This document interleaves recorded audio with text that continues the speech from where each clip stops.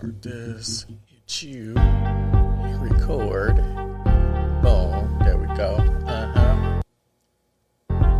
It's gonna count down. Okay.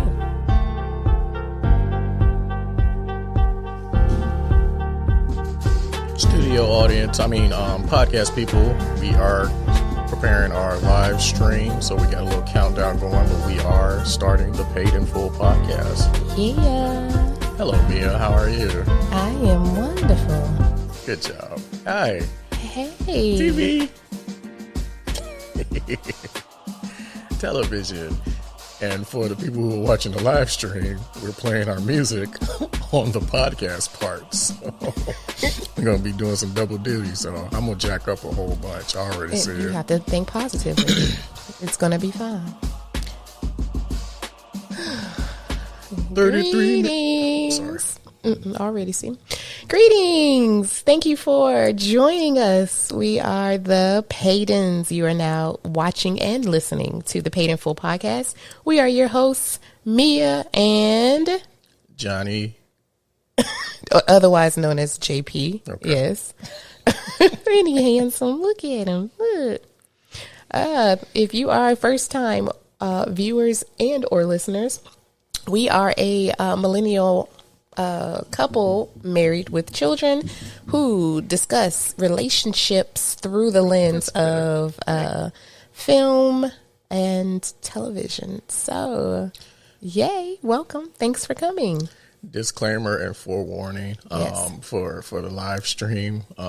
If it gets cut off after 35 minutes, we did pay our light bill, so that's not going to be it. We're still testing out our video platform, and we only have a certain amount of minutes. Mm-hmm. So people on the podcast may get a little bit longer than the stream, but again, we do pay our bills. We just testing this free subscription till the damn wheels fall off. There you go. Like taking care of our mental health, which is what we are talking about today. Yes. That connect. Hey, guys, did you know that May, the month of May that we're in now, is Mental Health Awareness Month? I got it. So, yay, Y'all technology. Y'all forget this PowerPoint presentation. So today we're going to be discussing exactly what is mental health awareness. Why do we need a whole month to discuss it, or why do we need a whole month of awareness? And we need a whole year, and we need years after that. So we're going to talk a little bit about what it is, some of the signs and symptoms of anxiety and burnout, and we'll talk a little bit about my own journey through increased mental health care. There we go. That's a word. Okay. So here we go. On your screen, you see some statistics that that I collected from I think our source is the National Council of Mental Wellbeing out of Washington, D.C. In our country, this is very much just for the United States. 1 in 5 U.S. adults experience a mental illness each year, 1 out of 5, but only 47% of those adults received treatment in the year 2021. That's 1 out of 5, but only 47% of the 1 out of 5. 1 out of every 20 U.S. adults have experienced some type of serious mental illness and do so each year. 1 in 20, and according to the National Council, only 65% of the U.S. adults who experienced a mental illness of a serious nature received treatment in 2021. Yeah, and I actually think those numbers are lower because coming off of and still being in COVID, yes, there were quite a few people who had mental issues that just ignored it. So I think that 65% will be a lot lower as far as the overall total of people who actually sought help. Yep, and we'll talk about that in a moment. Yeah. One out of every 6 United States youth have a mental health condition, but only half receive treatment. So we're talking a lot of children out here who are not receiving the mental treatment that they need. 50% of all lifetime mental illness begins by age 14, and 75% of those are by age 24. Those numbers are off again. Yeah, it's skewed. Like I said, the way that the world is right now, kids as young as their first memory, have mental some type of episode, mental problems. Yep. So there's our source there. So it is on their website, readily available for public consumption. So please visit the National Council for Mental Wellbeing for additional information, and they actually also have specific organizations that cater to different populations that can help you, start a journey on taking better care of your mental health. So, yes, that's our awareness. We're putting awareness out there into the world. Speaking of JP's discussion on, or we started our discussion on the lack of awareness and the lack of acknowledgement, I think is what really impacts the African American community. And I don't know, I can't speak for others. I can only speak for our community. And we are still seemingly having problems with acknowledging that a mental health crisis is what it is. A lot of people in our communities, older people particularly, sort of kind of sweep things underneath the rug and don't really recognize when, or some of them, a lot of them don't necessarily recognize when a crisis needs to be addressed. And I think that it carries through generation after generation. And then that creates still that stigma that, there's nothing wrong with him. He just bad. Oh, there's nothing wrong with him. He's just that's kind of how he is. Even though somebody is depressed, anxious, experiencing some type of out of body experience daily, we still see it as something else. And I don't know if we're the only community in the United States that does that, but it's about time that we really start pinpointing how important our mental health really is. And I think in our country, we have this huge obsession with how we look, right? We got our physical well-being is so much higher than our mental. People who experience mental health care crises are seen as crazy, right? And we don't do crazy in our country. Oh, she'll be fine. Just stick her in the hospital. She's okay. However, Ozempic, you'll look good. Go do that.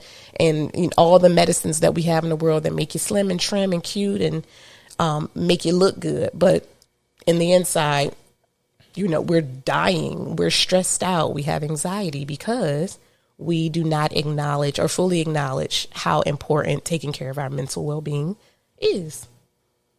That makes sense? Makes perfect sense to me. All right. Yeah. So, so a little bit, I'm going to try to connect mental health care and our relationships. So let me see if I can articulate this. Okay. Your mental health care impacts your relationships, not just romantic, but all of your relationships. Your relationships are influenced by your mental health care. Was that straight? Sure. So it's a cycle. Sure. Right? And it's essential as part of your daily, routine, daily life routine to take some time to be with yourself mentally. So, yeah. I'm trying to put it all together in my mind. Work this all out. I'm working it out. Like I said, live stream people, you got about 23 more minutes. Podcast people, we can go all day. That's right. Oh my gosh. And Hilarious. You continue. I'm gonna take Okay, take the damn hat off. My hat too sweaty? tight. No, my hat too tight. Oh no. I gotta adjust it. Okay. So we good. That shit was cutting on my brain. My brain was starting to beat. I felt my heart beating in my head.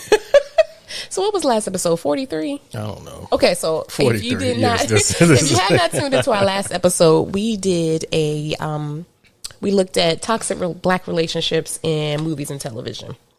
And so I kept thinking about, as we went off, and I sat and thought about Harper and Robin some more. I was wondering about Robin.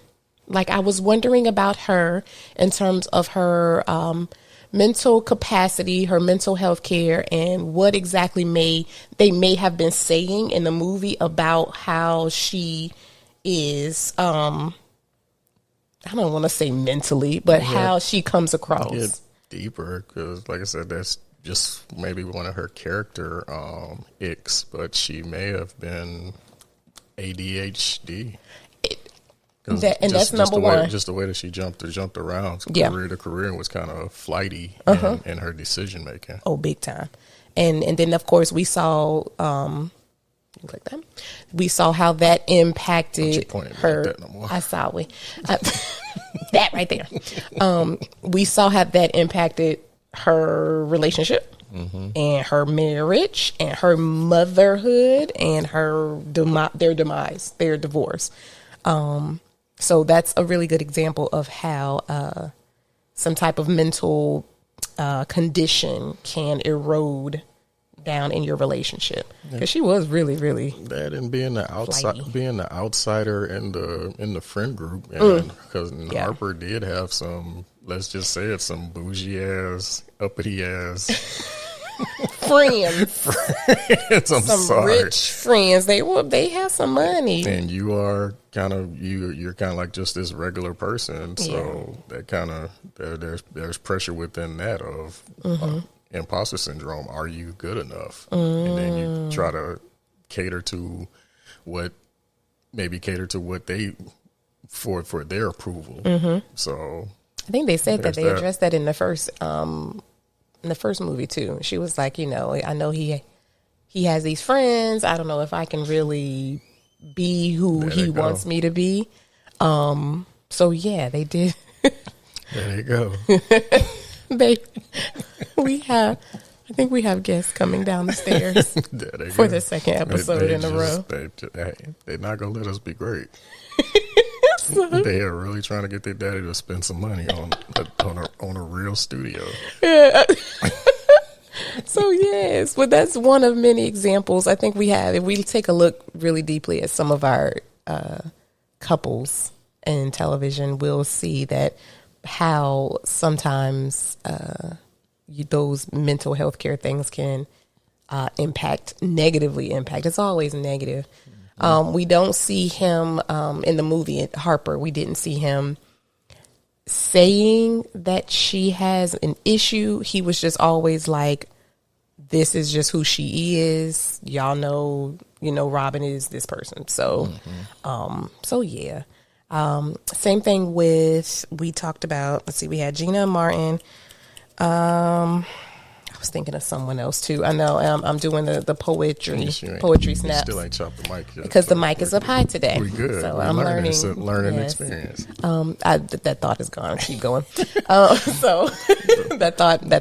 Let's get to you then. Okay. Let's get to the real life stuff. Yeah. So I am. Let's see. What do I want to start? How do I want to start this? I am who a lot of people deem a happy person, right? Happy people. You never see a happy person sad, right? There is a very popular, I guess, a meme out that says check on your happy friends, and I did put it up once, and got nothing. Like, nobody checked on me. So anyway, so I liked have. it. I hearted know it. you did. I know. I hugged you. Yes.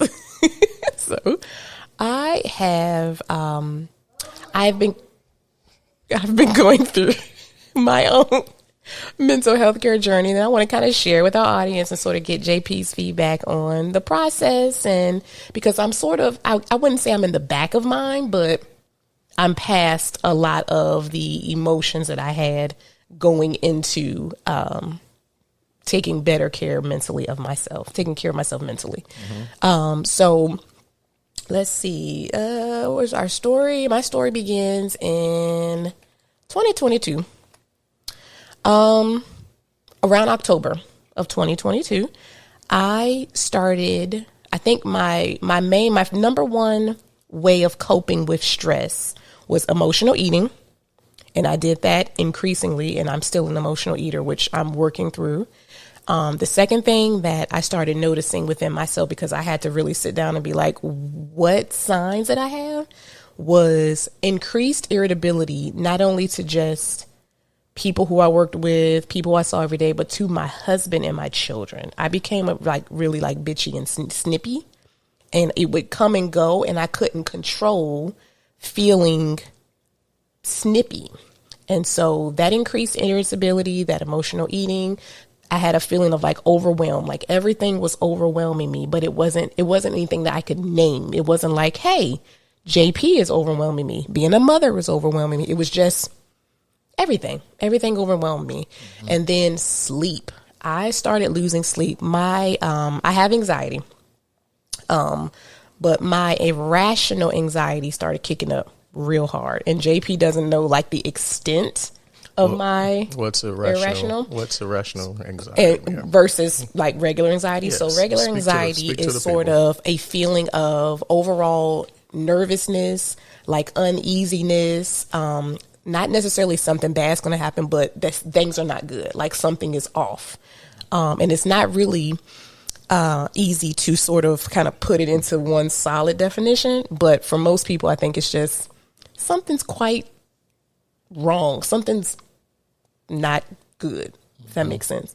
Irrational anxiety is when you start thinking that things are going to happen to you that are beyond, that are out of a, I don't want to say, it's not a believable. Unreasonable. That's kind of like a train coming through your living room, even though we 60 have no miles tracks away from the train. Boom. There you go. Unreasonable, unimaginable. The birds talking crazy. about you. Yeah, and they don't. I'm sorry. They talk about me. So yes, that's irrational. Irrational is what it is. It has no rationality, and irrational anxiety pops in very randomly. Okay, so from my knowledge, I have had anxiety since about around the time I was 7 or 8. That's how long I've kind of dealt with it. And the way I've been able to kind of get myself through each day is get really good grades, right? I'm a people pleaser. So if my parents were proud of me, I'm good, right? Of course, I'm a nail biter. So I've been biting my nails since I was pre-K. I'm a nail biter. I'm really horrible. JP's been talking to me about that for 19 years. So that's kind of the way I got. And then college, I developed a fear of flying based on our very first experience. I flew here to go visit college. It was very turbulent. It was like, oh my God, I'm going to die. Now I'm scared of flying. So my anxiety increased, right? My little baby anxiety was like, boom. And then as I met JP and became a mother, it's just events have made my anxiety much bigger. And then JP probably noticed how I talk a lot about things that I fear. And he probably noticed I'm always scared of something, red drinks. Yeah. I don't know. Red drinks make her hyper. I don't know why. That's sitting. I don't know. And it's probably things I've heard, things I've taken from here and here, pushing together. Ooh, look, there's a conclusion there. Any little thing. So all of that is to say, I've dealt with it for a while. And it wasn't until 2022 that I was actually like, you asked me. You did it. You were like, I did it. do you need to see somebody? And he asked me point blank. I think that was the night I was in the bed, and I was like happy, crying. And I don't remember why. It was just, "Yeah, I'm just so, yeah. And JP was like, do you need to see somebody? And then I was like, do I need to see somebody? And so that started my little search for a counselor. Like, I was like, you know what? It wouldn't hurt. I talk a lot. I could talk to her and see what she comes up with, right? There's nothing wrong with me. I'm happy. I'm happily married. I'm happy. I'm a happy mommy.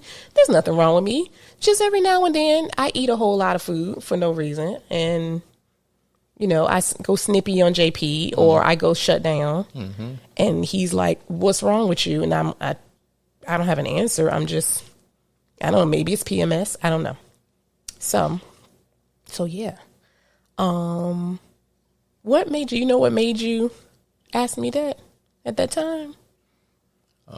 I've been with you 19 years, so, and I can sense when there's levels to my concern for you. Hello, sir.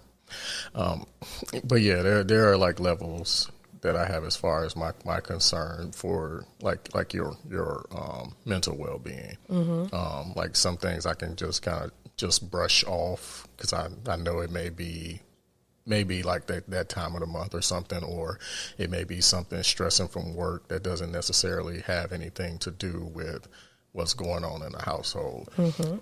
So I guess whatever that particular trigger was at that time, that's what prompted me to kind of like almost like a DEFCON reading as far as making sure that you're okay. Yeah. And yeah. And I talked about that in, I don't know, one of many therapy sessions, how essential it is and how so much easier it is to have somebody near you who you know they support your journey.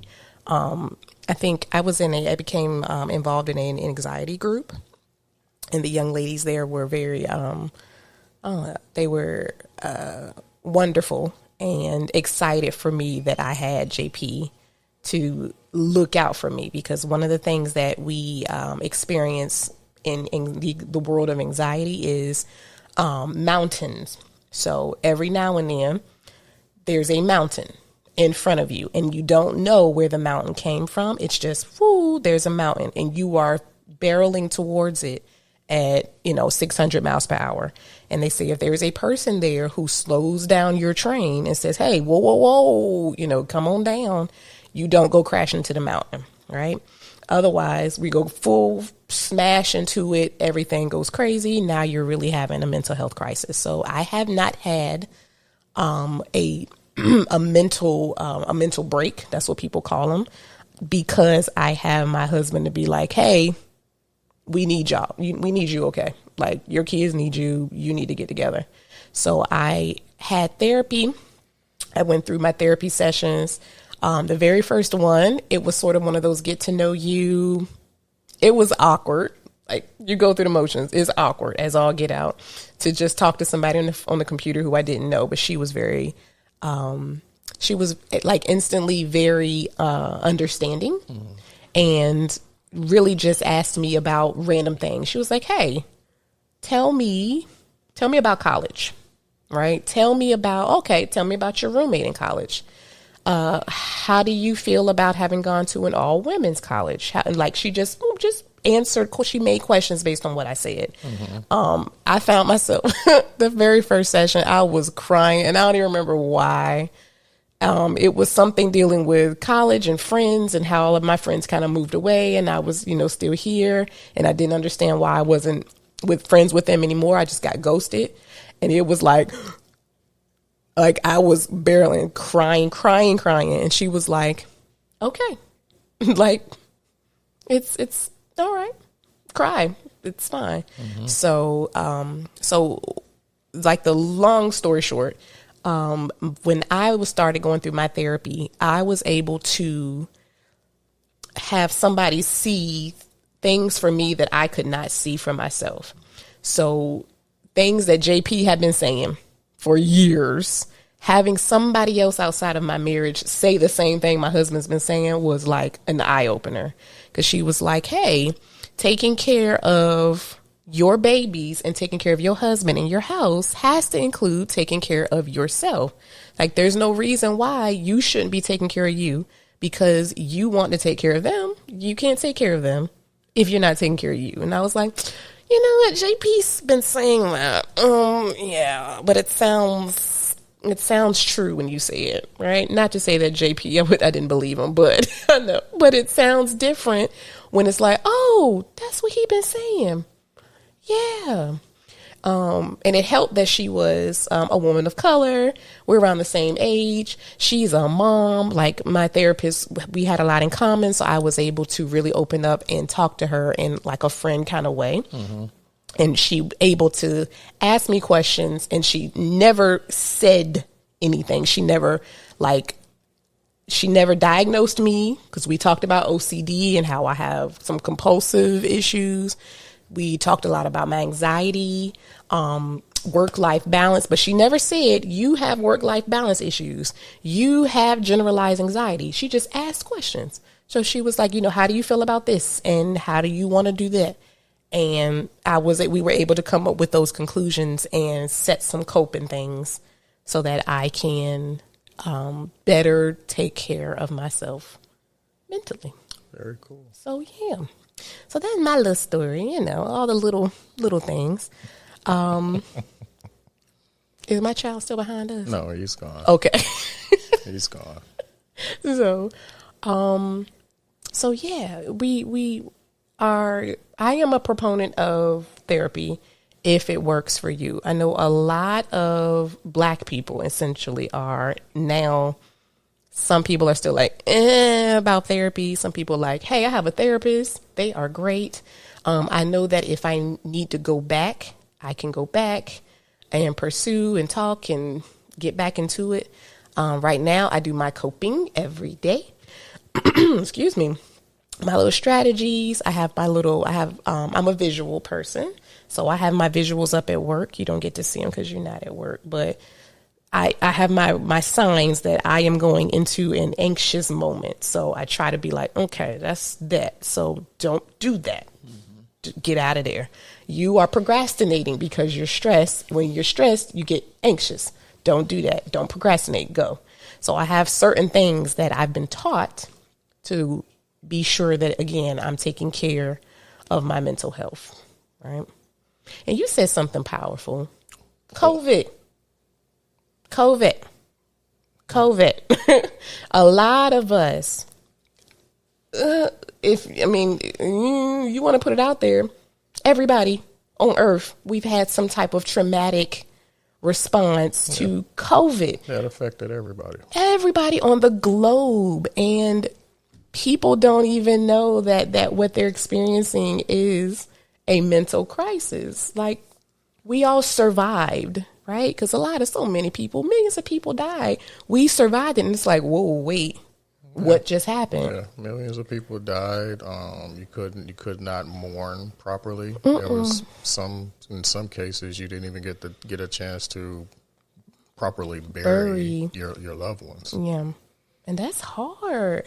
In some cultures, the burial is a big part of life. And it's almost like you couldn't go through the process of allowing and guiding your loved ones to the next realm. And that's a lot. Like, we went through it. We lost some family members that we had to have a 15-person funeral for. Everybody spread out, right? It was a lot. Physical interaction, just interaction with other people, it kind of just shut down. So that creates an anxiety in itself, because now you learned how nasty people are, so you're automatically kind of reserved when you interact with people now. Yeah, thinking about people who were locked in with people they don't really like. Now you in the house together all day. Everybody's working on a computer. That's another level to it. People who not very good at computers had to suddenly learn how to do Zoom meetings all day. Eyesight shot. Everybody got glasses now because we all on the computers. It was a lot, right? And we were locked in with our babies. And Drew and Jai, they were little. Jaima was in pre-K. And I had to put her. I was teaching online. JP was kind of hybrid because you were still going out and coming in, but you were working a lot on the computer. Drew Bear was in first grade on the computer. Jai had her pre-K. And JP, I always talk about this. JP would not let us go. We would not to leave the house. Like JP was like our sacrifice. He was like, I'm going to go to the store. Y'all stay here. And that's what we did for months. I think the first time we went out was May because I think we went to my sister's. We went out of state, but we stayed in the car and went straight there.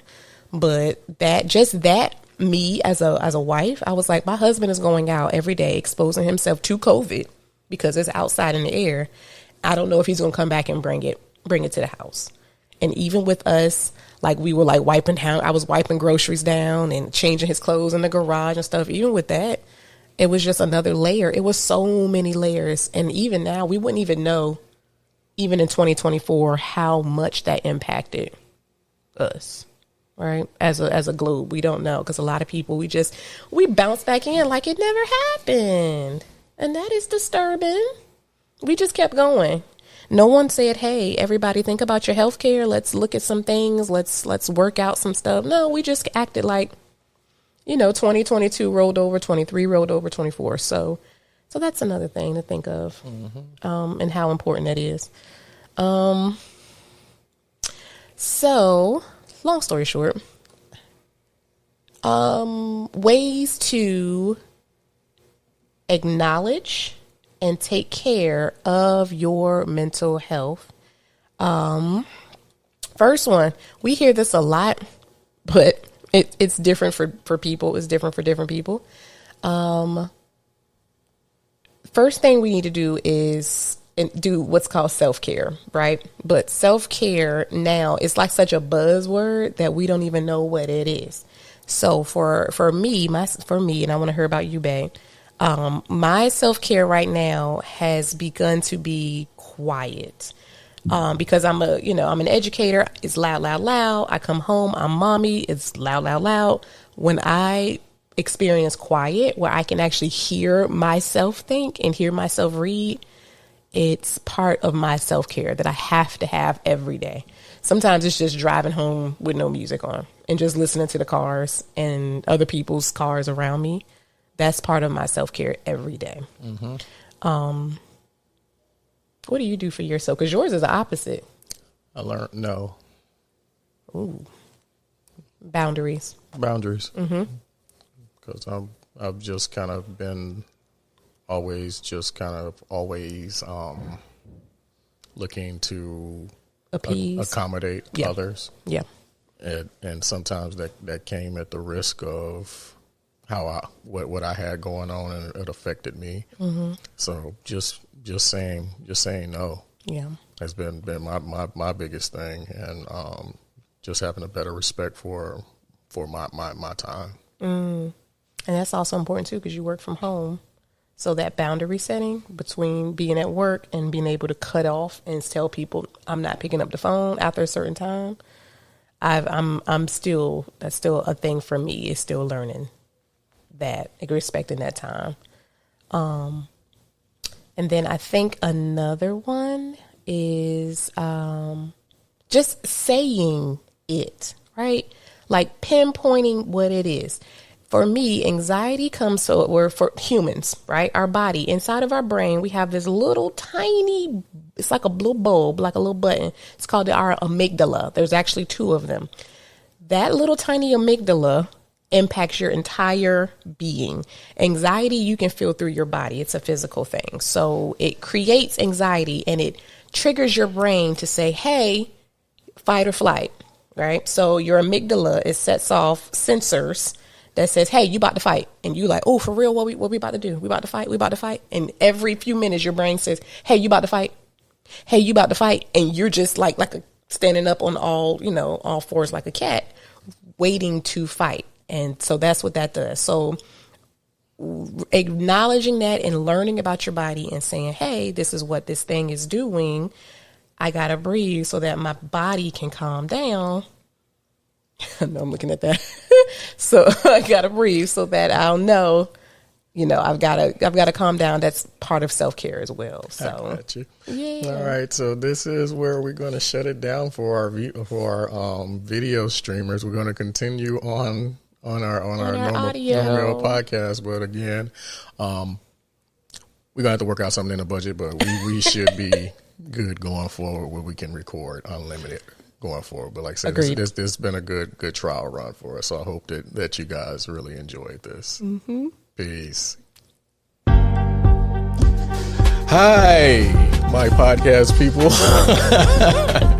We are resetting right now on air. So we're going to have section 2 of the Pay the Fool podcast going on, baby. Yeah. Oh my gosh. Yes, this is an adventure you guys are joining us on. This is what's called grassroots. So, hey, we're going to be all right. One day, we're going to laugh at this. We're going to be like, remember when we used to be able to, when we had the bloop, bloop, bloop?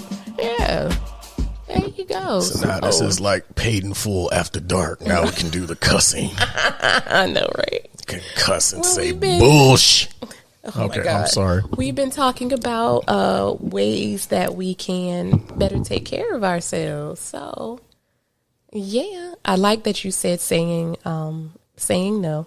What do you do to separate, like being a husband and a dad and a professional person? And how do you?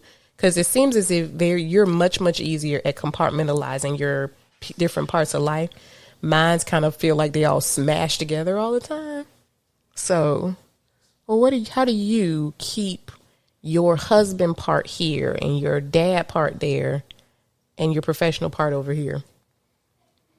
Do you have any specific way that you do that? Because I am at a loss as to how to keep mine apart. I'm a guy, so I'm able to put everything into a box. And Lucky. Oh, man. I have a great respect and appreciation for all aspects of it. Mm-hmm. Like I said, I take being a husband very seriously. One of my greatest joys is being a father.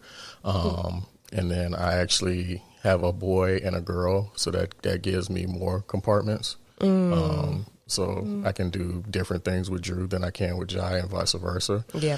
Did I say vice versa? It's fine. Vice versa, Pastor Troy. Yes.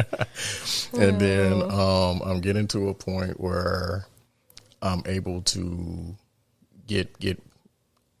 It's not necessarily a singular business that I have right now, but the skills that I'm learning and the free time that I have, as far as the work that I'm doing right now, is giving me leeway to focus on things that I'm going to do in the future. So right now I don't have any like negative things going on. So the things that I have going on in my life right now at this point is how I want it. And I'm able to put them in boxes because I appreciate them all, and I try to foster those relationships as best as possible. Oh, ain't he just great, y'all? Boy, I'm telling you, I got a good one. So and it's funny because they say opposites attract. I am still learning. I've been in my career now for 6 years, and I always kind of I don't know if I want to say fuss at myself, but I do. About whether I'm able to continue to properly separate work and home.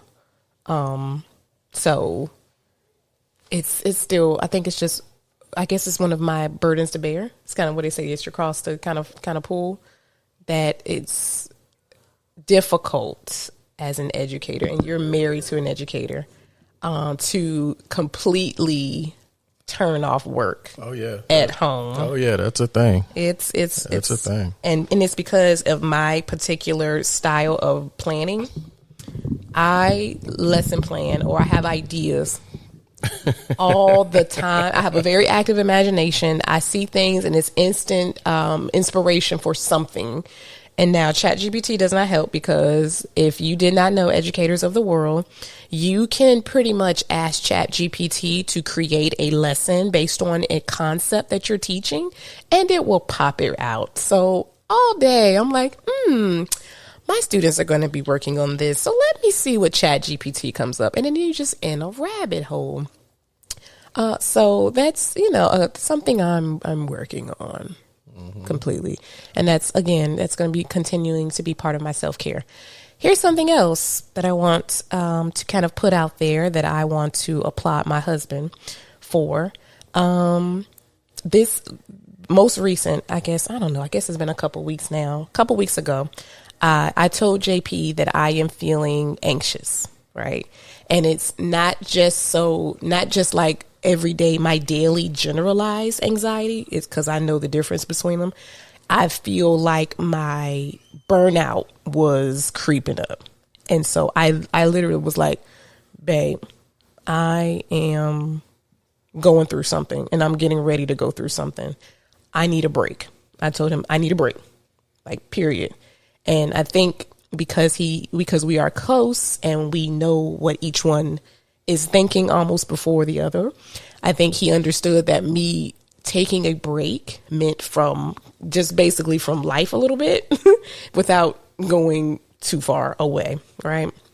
So, JP, immediately, without my knowledge, booked me a hotel room at a really cute hotel, by the way, where I was able to go. Give it up for me. So I was able to check in. I had, it was a little room. It was all I needed. I literally I played with the air conditioning a little bit to get the temperature right, because I am a cold person by nature. I was able to sit and meditate, and I watched the Weather Channel because there was a lot of tornadoes in Oklahoma. I was like, oh, this is terrible. Perspective. Wow, look, that could be you. And I rode around. I went to Target. I was able to sit with myself in quiet, because quiet now is part of my self-care. And so I want to thank my husband formally live on the interwebs for giving me that experience, because I don't get to sit with myself. I am often around adults or children every single moment of my life up until the moment I go to sleep. And it is a lot. I am a magnetic person, so I magnetize the teacher down the hallway. I magnetize babies who I don't teach. They come running up to me all day. Ooh, wipe germs on me. I magnetize my kids all day. They want to run ideas by me. And I'm the center of my house. So we have to figure out, dinner through the lens of what I need. And, do we need to go to the store? And it's a lot. It's 50,000 decisions a day. And that's not a lie. That is not even an exaggeration. Just a teacher, 50,000 thoughts a day. It's exhausting. So, and it's good for my mental health care. And JP knows this, for me to be able to hear myself and to read a book.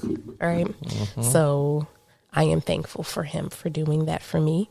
I don't have a plan. Like, people are like, oh, do you do it like every 2 months, every 3 months? I'm like, I don't plan it. Like, it's just whatever I'm feeling. In the summer, it's a lot easier because I'm not actively teaching, but I know that it's going to crank back up, and I can tell my husband, and he can help alleviate a lot of that stress.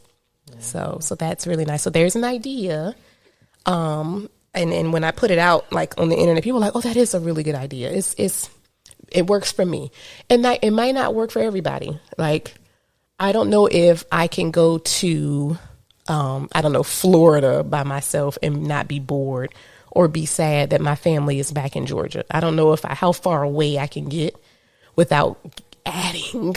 Like, I don't know how my anxiety is going to act if I get too far away from them. But I know going down to Atlanta was okay. So that's where I'll start. And then I can communicate with my husband what I need. And because he cares about me and really genuinely wants me to take care of myself, he's able to help me out. And we're financially in a better place to be able to help Know that. with that too. So yes. Can they hear that music? No. Oh, okay. No, it's strictly on the. So yes. I don't know. We got any Actually, other? they can. Oh, okay, beautiful. No, we took care of that. Hey, there you go. Let's see. Any other mental health coping strategies, stress relievers that you can think that work for you? I think video gaming is something that you use to kind of balance as well, which is not a bad thing. I encourage them to video game. Letting go. Yeah. Letting go. Yeah.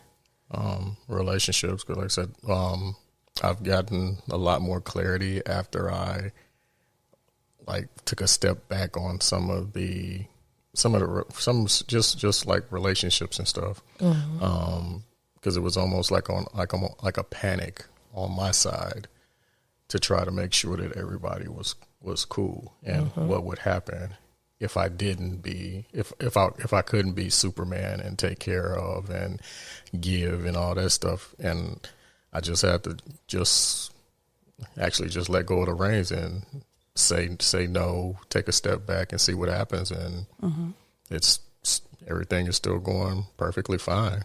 Yeah.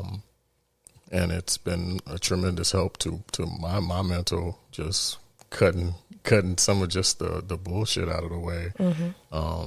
Because again, some people are just always going to be involved in drama, and that's just how that's just how they roll. So you just got to just let them be, but you do have to you got to protect your mental and stuff like that, and just take that step back. I agree.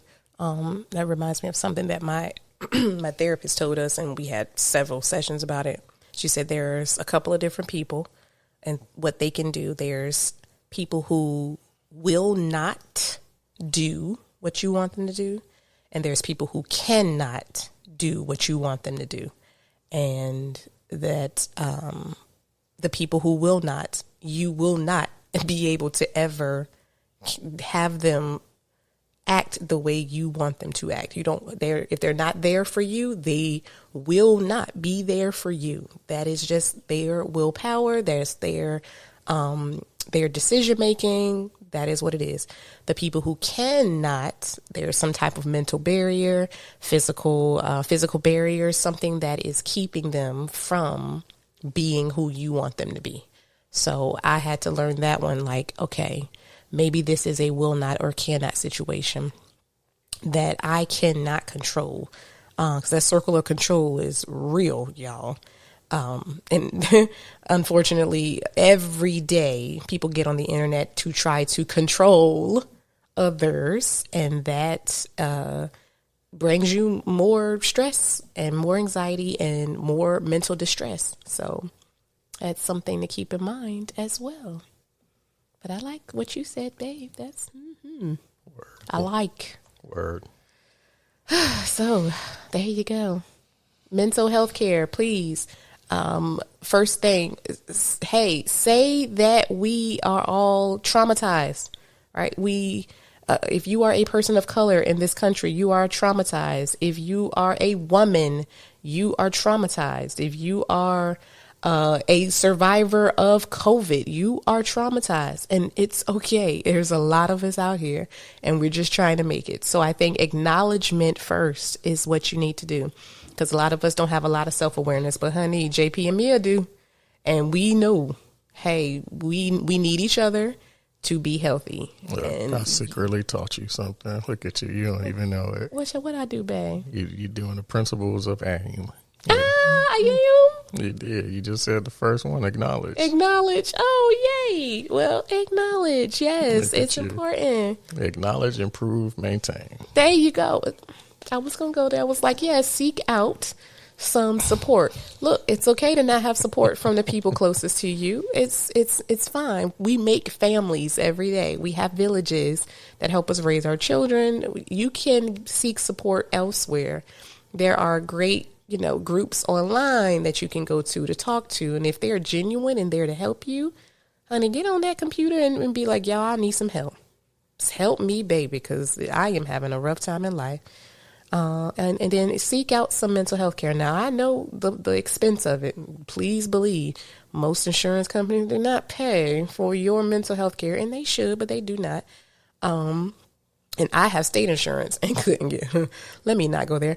Anywho, but try to do what you can do, right? There's so many companies out there now that you can talk to. You can go online. You can just go and seek out what you can and do what you can. Otherwise, there's free support around. You just kind of got to dig. And then be consistent, right? Consistently take care of you. I am still working on my consistency, but there's a couple of things I do every morning that I look forward to now, like prayer. I go through before I start the day and before I start up my car. The Lord has me on, speed dial. So me and the Lord talk for a bit, and then I go and do my day. And that makes me feel like stronger and that I can tackle what may come. So find your sense of self and be consistently dedicated to your well-being. Yeah, and sometimes you just gotta call a motherfucker a bleach blonde, bad built, butch body. Oh, come on, alliteration. He did it. Yeah. Because, man, boy. Sometimes you just gotta call him out. Just say, and she ain't even called a lady that. She just said, but what if I said it? Would that not constitute a personality? Yeah, I mean, isn't that one? He was so confused. So, you go, girl. So there you go. So take care of you, everybody. May Mental Health Awareness Month. Google it. Information pops up. Information is at the palm of our hands. Do what you need to do, right? Because we need you here. Like, for real. Your babies need you. Your spouses need you. Your family needs you. Friends need you. You are needed. So you need to take care of yourself, even if it's a tiny thing. Even if it's, I don't want this sandwich or this salad I packed. I want Popeyes. Go get you some Popeyes. Like, it is what it is. But just take care of yourself. Right? That's important. Mm-hmm. So, anything lasting, babe? No, that was it. Okay. So, that was it. Thank you for viewing and or listening to the Paid in Full podcast.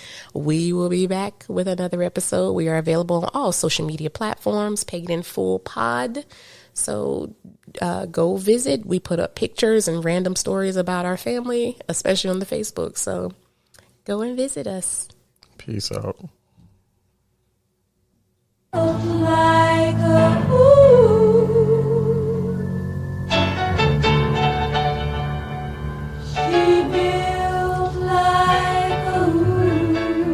Let's make King Willonius famous.